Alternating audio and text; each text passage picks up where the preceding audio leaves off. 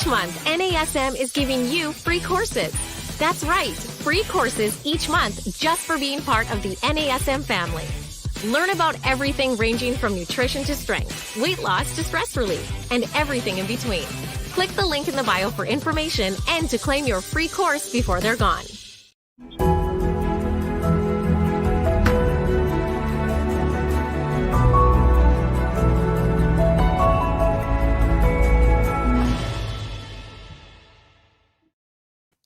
Hey everyone, welcome to our Strong Mind, Strong Body podcast. I'm your host, Angie Miller, and today I have a very good friend and a brilliant man full of lots of energy and insight, and his name is Prentiss Rhodes. He is one of the great faces of NASM, and he is also a martial arts specialist with tons of experience. So we're going to talk today about the psychology of self-defense. I'm always coming at you with topics that will build a good, healthy inside and outside. So we're going to talk about the psychology of self-defense and how martial arts can transform our mind and build these psychological defense tools. So I'm going to turn it over to Prentiss, the man of the show, and let him introduce himself. Well, thank you for that introduction, Angie, and thank you for having me on. I hope I can live up to those expectations now. But as you said, my name is Prentiss. We can see it right there on the screen. I spent some time as a master instructor with NASM, and now I do a little more work internally. But related to the topic of the show, I've been a martial artist for about 30 years, which means I'm getting old. And I'm happy to talk to your friends out there about self-defense.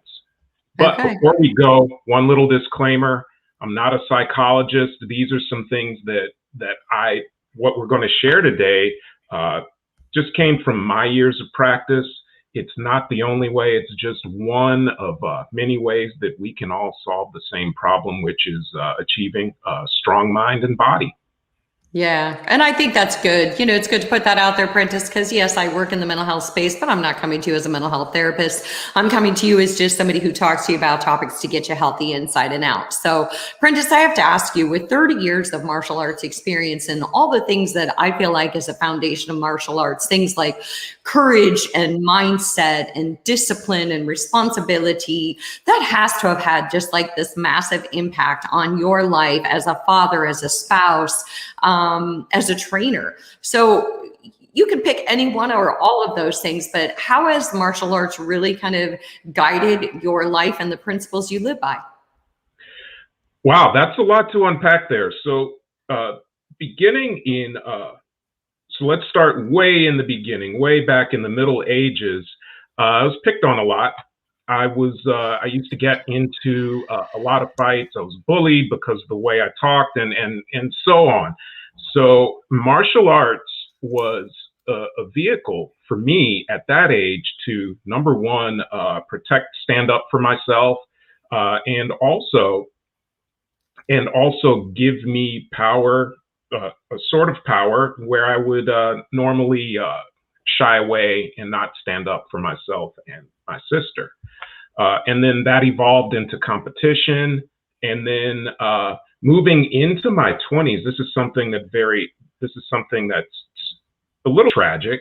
A very dear friend of mine, a training partner in Taekwondo, was working. He was an immigrant, going to nursing school and picking up some extra hours for money, working in a bar. And he threw some guys out who were getting rowdy, and they ambushed him.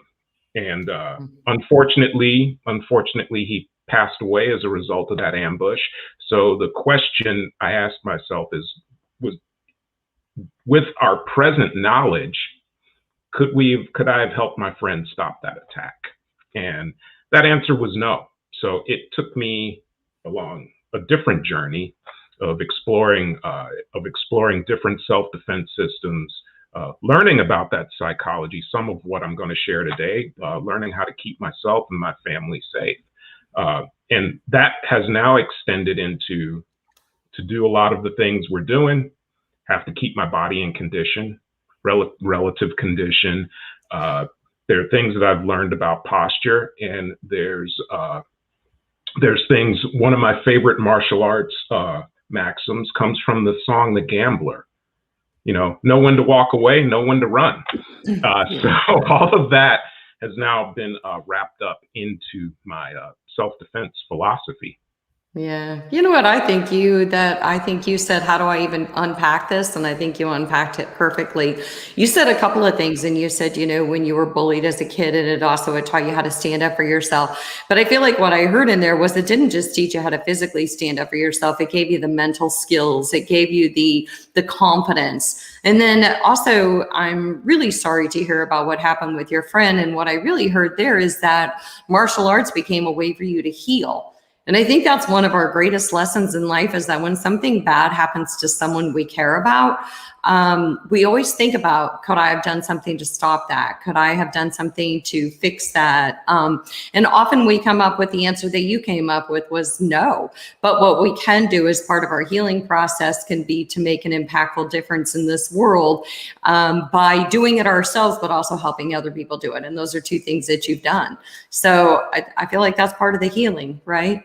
Yeah, it absolutely is. And you brought up some interesting things. I did go through healing in that process. First, there was immense sadness because my friend he was a young father. He was a few years older than I was at that time. He was a new father, had a newborn, and then it was just a senseless loss of life. So I experienced sadness. Then I was angry. Like, how dare those people do that to him? They could have just walked away. And then after a few more stages, then there was resolution. I found calm. Martial arts was a way for me to center myself, and that was something that I could then take and pass on to people who trusted me to teach them. Mm-hmm.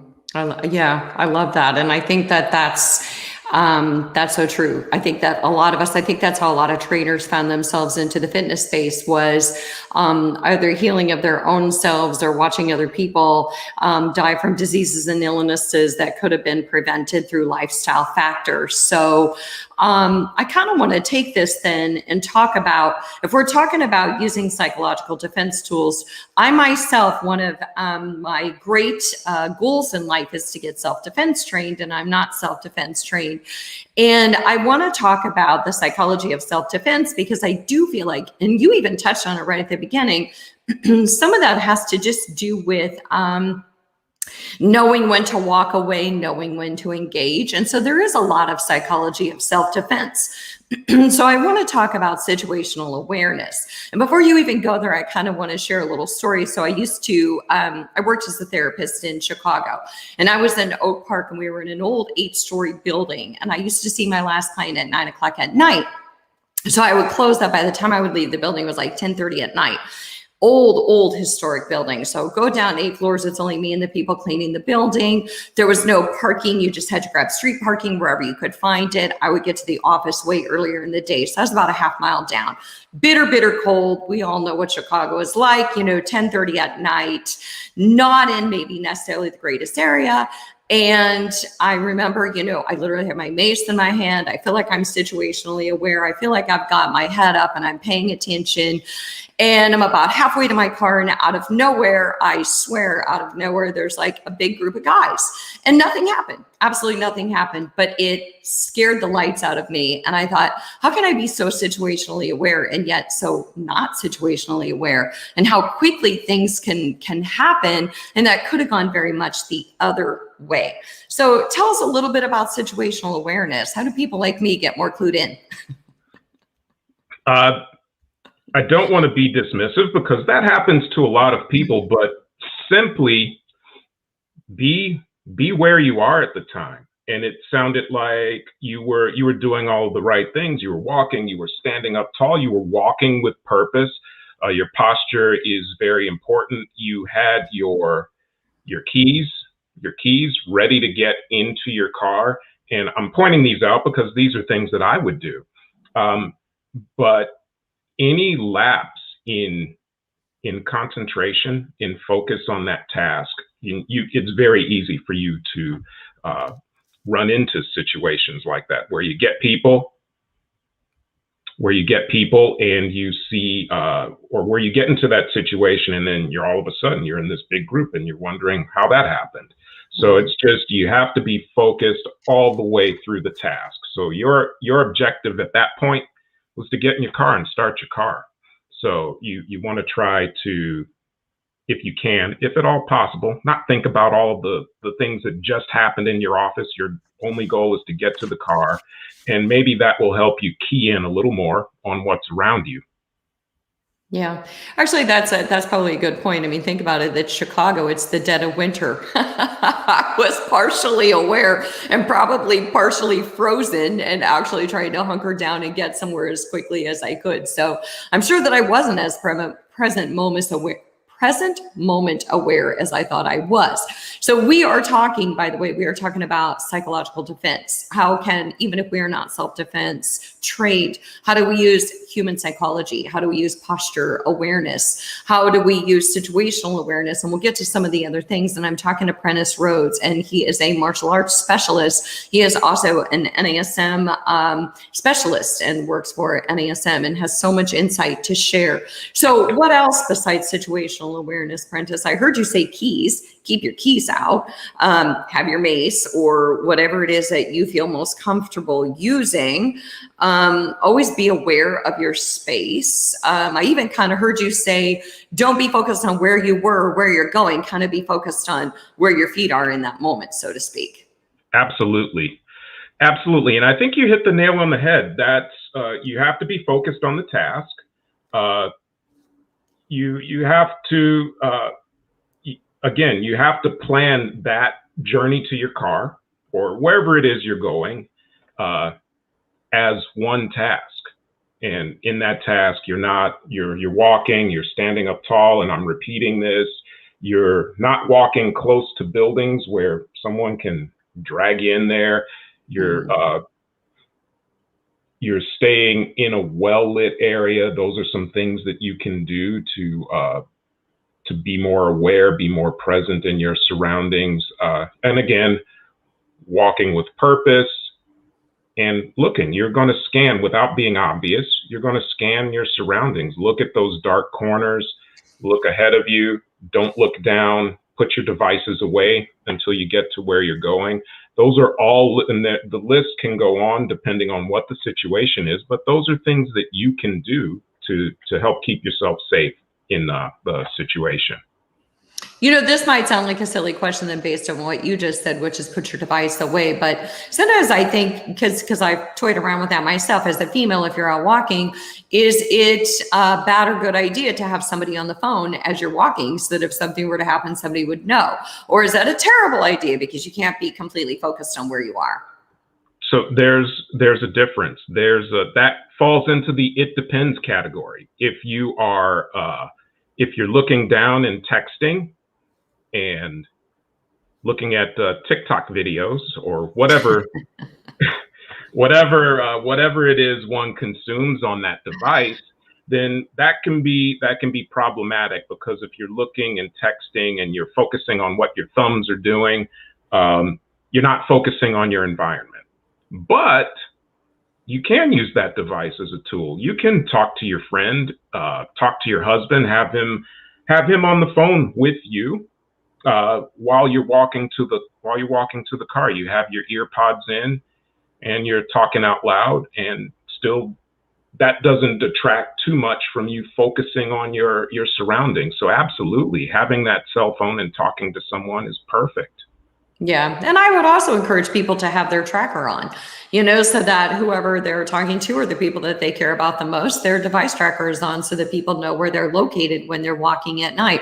Even when you leave the gym at night, I mean, sometimes gyms are open till 10, 11, 12 o'clock at night. And a lot of times it's kind of a desolate area, and you walk out, there might be a few lights out, and things can happen if you're not fully aware or fully paying attention to what you're doing. So, is there anything else that we missed, though, as far as posture, anything else that you want to touch on before we kind of move on from that whole piece of how you be situationally aware? Is there anything else that you want to kind of mention there? I think number one is standing up tall. And if you look at the Discovery Channel, I think we had a laugh about this, but you look at the lion stalking down a herd of wildebeest.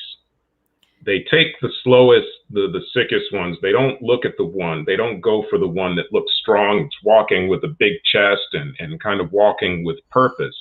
And in a self-defense situation, predators are very much the same way. It's just being aware of your posture, being aware of your body standing up tall, looking at your surroundings with purpose. Even if you do see someone in the street, you don't want to cower and collect yourself and make yourself small like I'm doing here. You can acknowledge that person. Just take a look at them. I see you, but I'm going to keep walking to my car. Yeah, I think that's a good one. If you see a group like you ran into, it's okay to change. It's okay to change directions. If that's something that if you're feeling unsafe, you need to listen to sometimes your instincts. They're there for a reason. You don't necessarily want to deny them. Just pay attention to that and find another route that's safe, that can get you to where you need to go. Yeah. And really what I hear you say there is it's about confidence and wisdom. I mean, and those are things that you learn in martial arts, but we need to have confidence both in our posture when we're walking, but also even when we're standing in a still place. I mean, ladies, when you go to nightclubs, this has a lot to do with it too. Predators can spot, it's like you said, that there's a lion. I mean, predators can spot emotional predators as well as physical predators. It's easy to spot that person who is more vulnerable. And those who are predatory in nature, there's a lot of research to support that they will find that woman in the room who is easily either emotionally kind of a target for them or physically kind of a target for them. So it is about posture. It is about standing up tall. It is about making sure that you got your senses about you when you leave a gym, but also when you're at a nightclub, right? Yeah. And if you lose your senses, have your friends bring you home. Yes, absolutely. Absolutely. And that's kind of speaking with confidence. Again, listening to your internal barometer that does a pretty good job of letting you know when someone has bad intentions. And you don't have to, you can use your voice, you can stand up tall, eye contact, no thank you, or whatever that phrase is that you would use in a strong voice, not in an assertive voice. And there's a difference between assertiveness and aggression. You can be assertive and say, no, thank you, I'm with this group, have a good night. Mm-hmm. Period, end of story. So there are things you can do with your posture. Your voice now becomes a powerful tool to let the other person know that you're aware. Yeah, absolutely. And this makes me think about communication, because you mentioned in the beginning, and I'm talking to Prentiss Rhodes, and we are talking about psychological defense tools. He's a martial arts trained specialist, and we're just talking about the psychology of self-defense, even if you are not self-defense trained. And it makes me think about communication, because you brought up that song, know when to engage and know when to walk away. I feel like communication has a big part of that. And when in martial arts training, I feel like this is so much of what you're taught. You're taught about responsibility and discipline, because there's also humility, knowing that you don't have to engage in every battle, or how about everything doesn't have to be a battle.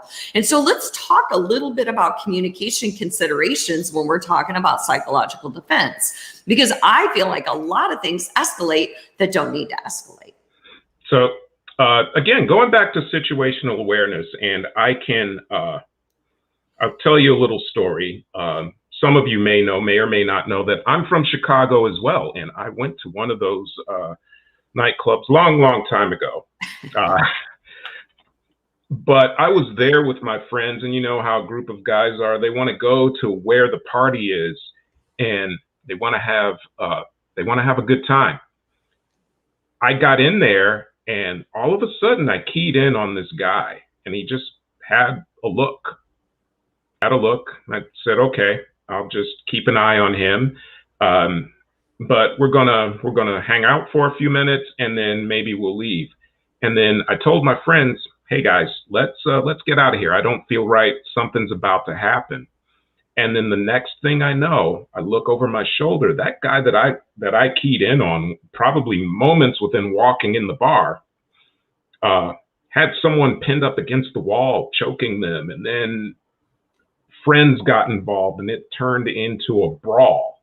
And we left, and police started flooding in, and it was an entire scene. So that's the first step of any encounter, is just recognizing the situation, learning to, without sounding a little too esoteric, but you want to learn to key in on the emotions, the vibe of the place that you're in. You know what? Before you even go any further with that, I have to sit with that for a minute, because I do think that women especially, sometimes we don't listen to, what you see is what you see and what you feel is what you feel. And sometimes we don't honor that. And I think what you're saying is honor that. If your instinct is telling you something, what would be the harm in being wrong? At least you're not leaving yourself susceptible to that situation. So anyway, that was perfect. Thank you. And for women especially, there are gentlemen, there are guys who don't have really good intentions, or they feel that women are objects. So if you're feeling that, and you walk away and you don't want to be involved in that situation, please respect. Your body is telling you something for a reason. We've been hardwired for thousands of years to recognize when danger is imminent. So you don't want to squash that. And if a guy gets offended, that's on him. But you walk away safe from that situation. Yeah, you're not responsible for anybody else's emotions. And, Sure. Worst case scenario, you hurt someone's feelings, but you save yourself. So, and if you're wrong, then so be it. But let's go back to other communication. You had told me when we were talking, you had talked about different conflict phases. You had talked about like averting the fire, pre-conflict phase, behavioral communication. Kind of go through that when you think about communication in psychological defense. Tell us a little bit about that. The first step is to, number one, in any situation, be polite. Doesn't cost anything. Doesn't cost anything at all to be polite. So as an example, going back to those crowded spaces, be it a concert or in a bar situation, if you bump into somebody, say, excuse me. Especially when gentlemen bump into each other, there's that whole social posturing of, hey, you got a problem with me? That kind of thing, just, you know what, man, excuse me, sorry about that. Enjoy your night. And that little thing right there, even though you probably didn't have to, it's crowded in there. The expectation is you're going to bump into people. Excuse me, just saying that gesture just diffused a potential situation.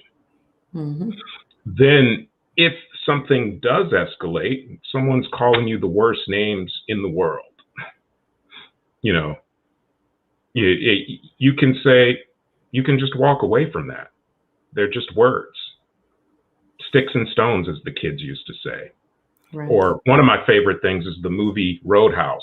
And Patrick Swayze, Dalton is training, you know this scene, right? Dalton is training his bouncers.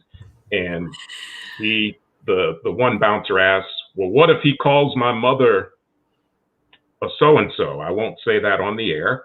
Mm-hmm. And Dalton returns, well, is she? So what? Big deal. That's not why we're here. We're here to stop engagements, not to escalate them. So if you can say something to de-escalate the situation, whatever that situation calls for, do that, instead of meeting that aggression verbally, because you don't know where that encounter is going to go from that point. Right. Okay. So I'm talking to Prentiss Rhodes, and we are talking about the psychology of self-defense, and we're talking about conflict or we're talking about communication and potential conflict.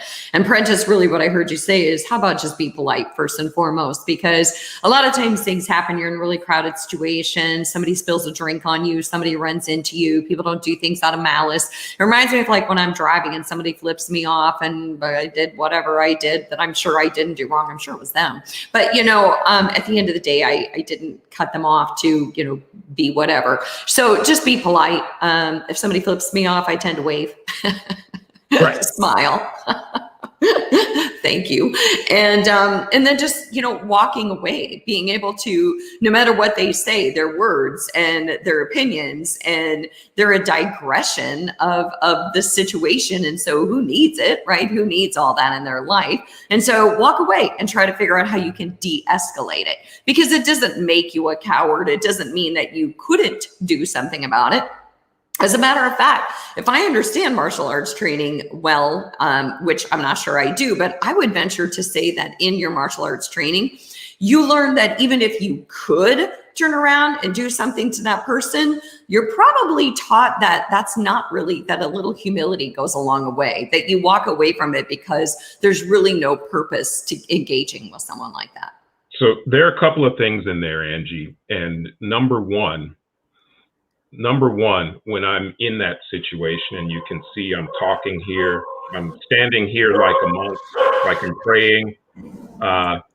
This is my self-defense posture. I'm standing with a staggered stance. I would stand with a staggered stance, obviously sitting in my chair now, just so that I can maintain balance, and I stand tall. I maintain eye contact and talk like I'm talking to you now. Like, hey, you know what, Angie? I get it. Let's just, you know, I'm sorry about that. Let's move on. But nothing in my posture indicates that I'm going to do anything aggressive. Although my stance is balanced, my weight is centered, I have my hands here ready to react just in case you do something to me. I can react, and my reaction time is shorter than it would be if I had to bring my hands from my waist or down by my legs.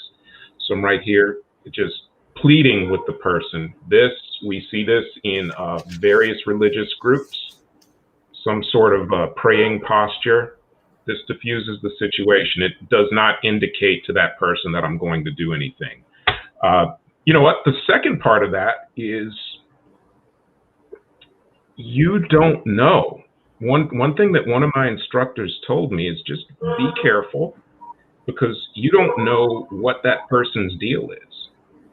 I would like to romanticize martial arts to the point of like it's a movie, and is one capable of doing those things? For sure. But that person may be better. He may be better at that stuff than I am. So that's another reason to try to diffuse the situation verbally, if you can. The other part of that is, you don't know if that person has friends around. I wish I could tell you how many times people got engaged, get the upper hand on a person, and then that guy's friends say, hey, you know what? I see my buddy there getting in trouble. Let's jump that guy. And one thing that I know from all of my years of training is, you can only fight one person as good as you are. Let alone there's the whole 3-4 person thing doesn't really exist often. If you do, you're lucky. Well, and here's the thing, you don't know what you don't know. Like you said, you don't know if there's other people in the background, and you don't know how good they are at self-defense. But also, I think in terms of a female who is not self-defense trained, I think in terms of anything I can do to de-escalate a situation, not that, you know, some big dude's going to want to fight me in a bar, at least I hope not. But at the same time, there are things that I can say to other females, to other males, that won't escalate a situation, because verbal communication goes a long way in any situation. And really, I think the scariest people are the people with nothing to lose. You really don't know what's going on in that person's world. So I think that when we also talk about you don't know what you don't know, how about just we don't know what another person's dealing with? And so really, psychologically, we don't know what's going on in their world. We don't know the struggles that they're facing. And so maybe if we just assume we give people the benefit of the doubt and we don't escalate with them, and instead we have the power to walk away, because it really isn't the first person who starts the fight. It's the second person who determines whether or not they're going to engage, right? Yeah, absolutely. It's the second. It definitely takes two. It takes two to start that encounter. And let me bring up another point, just so that we distinguish that. What we're talking about is all socially motivated violence. Okay, so that means someone's starting to yell. They're escalating. They're escalating that situation with their verbal posturing.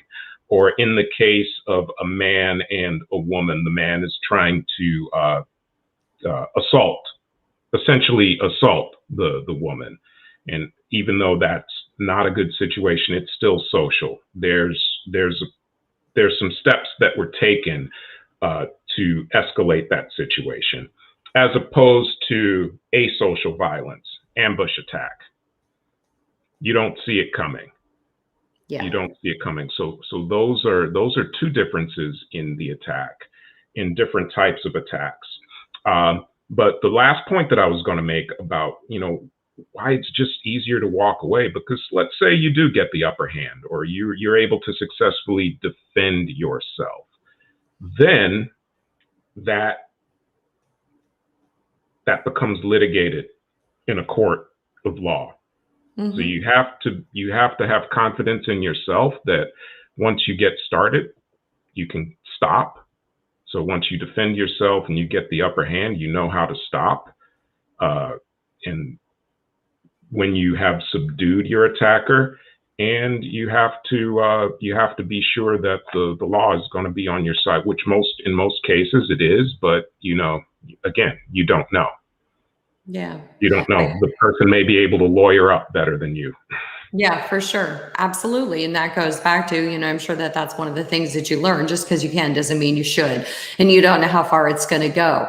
But, Prentiss, I'm really glad you came on, because I do feel like for fitness professionals, especially, we can teach these things to our clients, because actually body confidence leads to transfers into confidence in everyday life.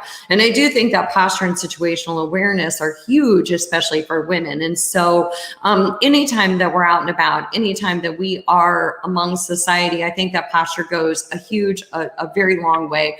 Being prepared, having the keys out, having the mace out, knowing about our surroundings, being able to hold ourselves upright, always knowing, always having people alerted to where we are at all times. And then just confidence goes into that too. But I think that these are easy, simple tactics that we can do. And there's so much psychology in being able to defend ourselves without it ever having to go into a physical situation. So what I would say to all ladies is watch yourself when you're out and about in public. Watch the way that you stand. Watch the way that you present yourself. Watch your posture, and watch the way that you are aware of your surroundings, because we've all seen those YouTube videos where somebody's texting on their phone and ends up in a pool in the mall or whatever it might be. So if we're out and about at night, that's the last thing that we want to be doing, right? Yes, exactly. And I want to clear something up, or just make one point clear, is that these are tips that I would recommend for both men and women to do. And I think when we talk about, in cases of sexual assault, a lot of blame is placed on the women, or on a woman in that situation. But and that shouldn't be that. That's something we as a society have to knock down. We just have to teach our boys better to not do that, and understand the social contract, as it were. But these are things that you can do. This posturing, you need to protect yourself. Think about all of these things and recognize those situations as they're developing, so that you can be a little bit safer. Yeah, I think so. I think just for women, just holding ourselves upright and being confident, being assertive in our stance, and making sure that we own our space and that we manifest that we're owning our space. So thank you so much, Prentiss, for being on. And thank you for touching on just some simple psychological defense tools. It doesn't have to be complicated, but these are things that as trainers, you can remind your clients as you're walking out to your car tonight, be aware of your surroundings, try not to be texting, try not to be on your phone, try to hold yourself upright, and never assume that just because it's only 8 o'clock at night or because there's other people around that you're safe, because we can never go wrong by being too safe. So thank you again, Prentiss, for being on. Thanks for schooling us on psychological defense tools, and thanks to all of you for listening. All right, we will see you next time. Thank you.